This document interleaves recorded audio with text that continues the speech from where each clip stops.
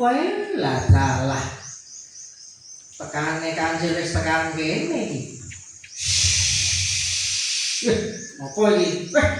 Ulo to iki. Yo, Cil. Lah kowe kok telat-telat iki ngopo, Cil? Ya, maaf, lagi hujan iki. Ya. Lah banjur iki gajah. Iya, Cil, piye, Cil? Piye kabarmu saiki, Jah? Jare aku krungu kok kowe bar anak meneh. Dadi anak meneh bener ora? Wah. Ternyata beritane wis tekan kono. Ayo, ya mung tak tunggu brokone wae. Brokone apa? Oh, gajah aku brokoan bareng. Ya, wis iki.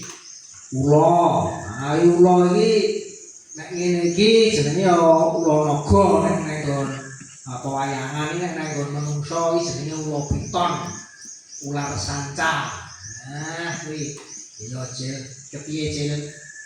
Piye kabarmu? Ya, ngene iki apik. Lah jan-jane kowe iki ngundang aku karo kanca kabeh iki jane ana apa to Cil? Tak kandhani. Dina iki kuwi janjane ya kuwi mengeti. Wah, mengeti pasarane Balai Budaya Minomartani ya kuwi Selasa Wage. Nah, lah mergo nek Balai Budaya Minomartani iki salah satu ikone ya kuwi wayang kancil.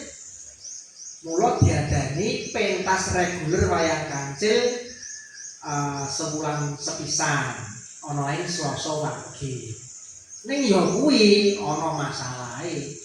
Wah, masalahe apa, Cil? Masalah iki mergo dalang kancil iki kan kudu regenerasi.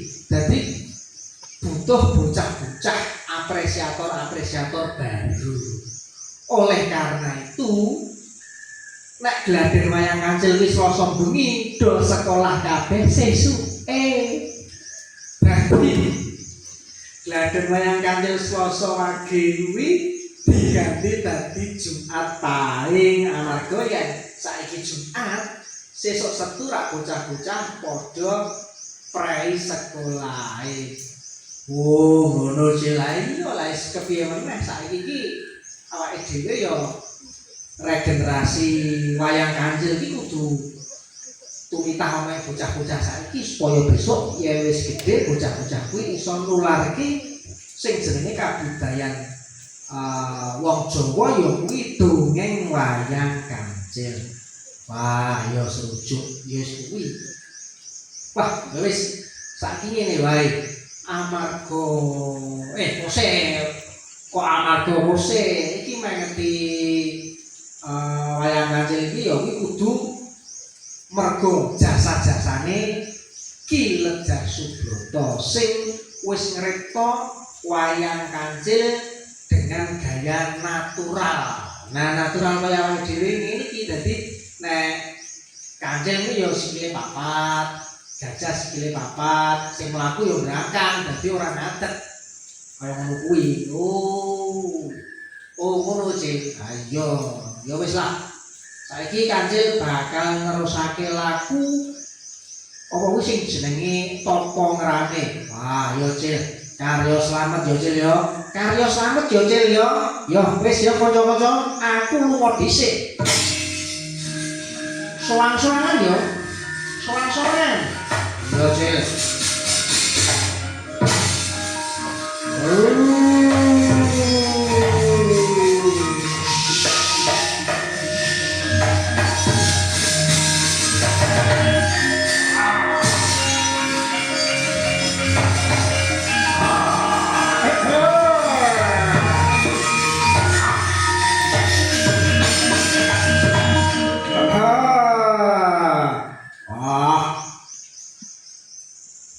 Adi putih, macan putih. Yo Kakang. Endi adi-adi mulyane? Musik Kakang. Kae lagi mau jarine mansik. Wah, iki macan kumbang. Yo Kakang. Kene kuri. Yo Kang.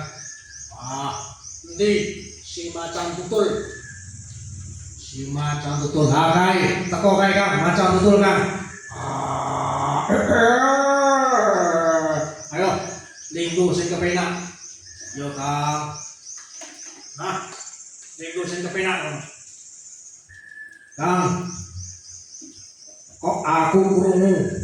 Yo, piye? Kowe ngundangi kabeh para macan-macan ana ing alas gerbang tinatar kene iki arep ana perlu apa, Kang? Tak kandhani yo. Sawise Kakang Simaludra ya wis Singaraja hutan wis kecekel kapikut dening para manungsa. Saiki alas gerbang tinatar komplang. Komplang kepiye? Komplang amarga ora duwe raja sateruse amarga Kakang Simaludra ora ninggalke anak-anak singa. Oh, ngono Kang. Iya. Banjur karepmu apa Kang? Nah, awake dhewe iki minangka kewan galak sing paling kuat ana alas gerbang tinatar kene iki. Ayo, awake dhewe kudu ndang milih raja alas sak peninggale Kakang Simaludra. Oh, banjur sapa kira-kira sing wangun dadi rajane alas? Galuh tontonan aku neng di papan ku sing jenenge macan lorek, yo macan dempong ya aku iki sing paling diwedeni lan paling galak ana ing alas gerbang tinatar. Dadi kalungguhan raja raja rimba ana ing alas gerbang tinatar kene iki yo mung aku sing pantes. Wah, yen miturutku yo ora ngono Kang. Banjur miturutku kepiye? Loh, tontonen ulesku sing putih iki. Putih kuwi minangka lambanging suci. Apa kabeh sing ana awakku iki ya suci. Suci kuwi apik. Oleh karena itu, sing paling cocok dadi rajane alas ya mung aku iki. Wah. Ya ora. Nek miturutku sing paling cocok dadi kerajane alas iki ya aku sing macan tutul iki. Amarga aku iki dijenengke uga citah. Citah kuwi sing mlayune paling diater. Lan uga aku iso memek wit. Nah, kuwi sing paling cocok dadi kerajane alas ya aku iki. Wah, ya ora ngono kok. Ya miturutku ya sing cocok dadi rajane alas gerbang tinatar iki aku si macan kumbang iki galuh. Aku iki nek ireng, awakku ireng wis ireng. Iki cocok nek dadi kamuflase. Kamuflase iki apa? Kamuflase iki ndelik. Ndelik iki dadi nek ndelik iki ora bakal ketahuan. Kaya aku cocok. Mlayu yo banter, aku yo uga iso menek wit. Sing paling cocok dadi rajane alas gerbang tinatar iki aku iki. Wis, ana kabeh. Banjur karepmu kepikan wis yen awake dhewe iki mengunggulke awake dhewe ora bakal nemu sapa sing dadi rajane alas gerbang tinatar saiki. Banjur karepmu kepiye? Saiki ayo padha didu, padha gluk. Sapa sing menang ya kuwi sing bakal dadi rajane alas gerbang tinatar kene. Yo, ayo metu jopo Kang. Ayo, matu ayo. Lak kandang aku.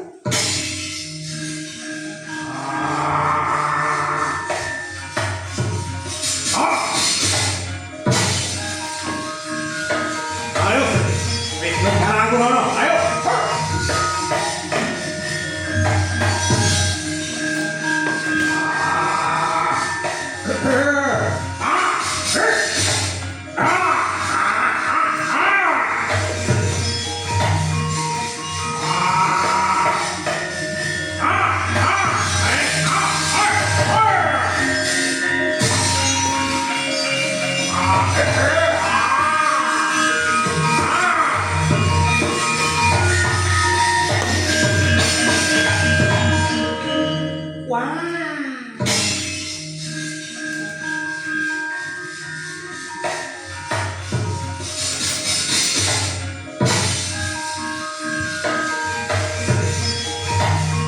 Tuh, sopo ya? Tuh, ayo mantep mantep. Orang coba capek, ayo. Ayo, ayo mantep mantep mantep mantep. Wah, Jan. Iki dong apa kabeh to iki? Ayo, mantep kabeh. Ah, ayo. Ayo, Macan Putih, maju kene. Aku ora wedian karo kowe kan. Tenang, tenang kabeh. Wah, pasane ngene di malah ilang iki mau. Wah, iki. Lorek. Don ngene. Yo. Iki dono apa? Kok do reget-reget kok do gelut iki ngopo? Ngene, Cil. Sak peninggale Kakang Simaludra saiki ora ana sing dadi rajane alas Gebang Tinatar kene, Cil. Loh, lah iya lah terus banjur hubungane iki apa? Kok karo kowe do gelut kabeh wong papat iki piye? Ya iki, Cil. Saiki para macan sing terkenal kewan sing paling ganas ana ing alas Gebang Tinatar kene iki padha gelutan. Sopo sing menang ya kuwi sing bakal dadi rajane alas Gebang Tinatar kene iki, Cil. Oh alah, kono to. Ayo, Cil. Nek mung kaya kowe. Kowe. Iki lho. Kepiye, Cil? Nek mung macan lorek kombang, macan putih, uga karo macan apa kae sing jenenge? Tutul. Wah, iso ngalahke. Ngomong sing tenan, Cil. Ora apa kuwi. Dikandhani. Nek mung macan-macan kaya kowe iki, sipil. Apa buktine, Cil? Tak kei bukti. Tontonen kae. Neng sendang nguri kono kae. Kancil nyinggahke sirah macan papat. Nyinggahke sirah macan papat, Cil. Ayo. Kancil sing saiki iki ora kaya kancil sing biyen. Kancil sing biyen iki gawene mangan suket. Ning kancil sing saiki panganane daging. Lan uga ndas macan kaya kowe iki kok diapurmu. Tenane, Cil. Kandhani kok. Yen ora percaya, ayo. Tilik ana ning sendang ngono kae. Kae tak delitke sirah macan papat. Kuwi tak delitke supaya mengko bengi aku bisa makan malam. Mangan tak makan malam iki sirah papat macan kuwi wis tak aku sak wulan. Tenane, Cil. Yen ora percaya, ayo. Tak terke ana sendang kono. Ngono, Cil. Ran, awas nek kowe ngapusi bakal tak pangan kowe, Cil. Ora nek ora ngapusi. Ayo, melu aku rono. Ayo. Ayo melu aku rono. Ayo.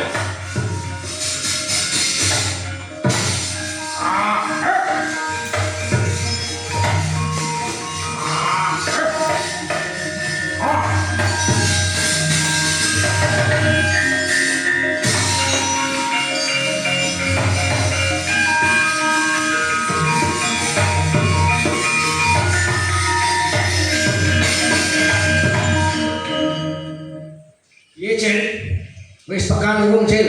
Kosek to. Iki muter-muter iki mau ki mah dadi kualik.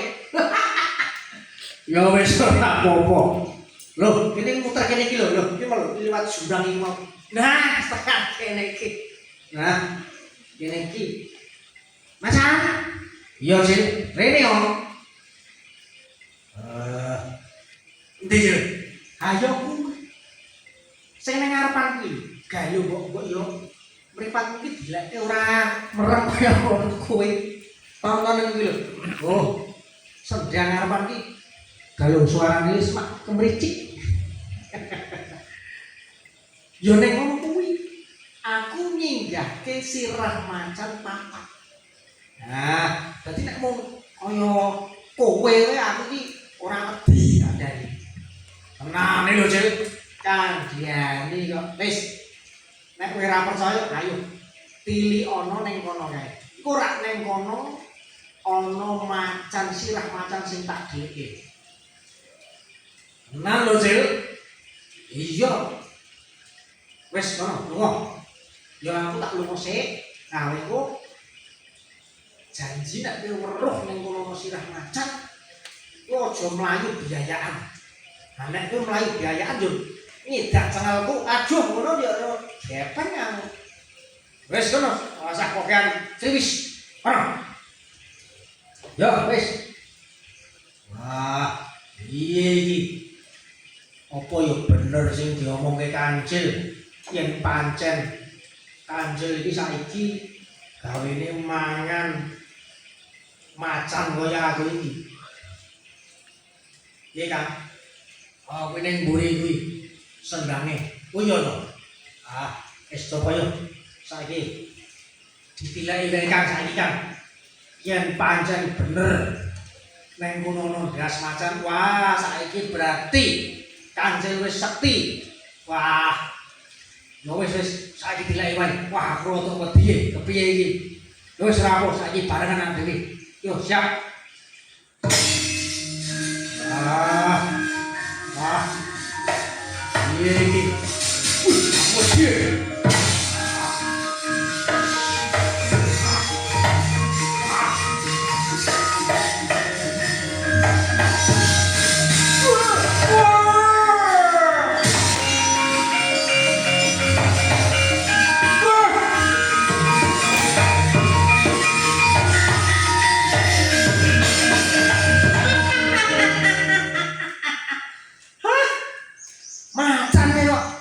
Bengak-bengok kaya ngono.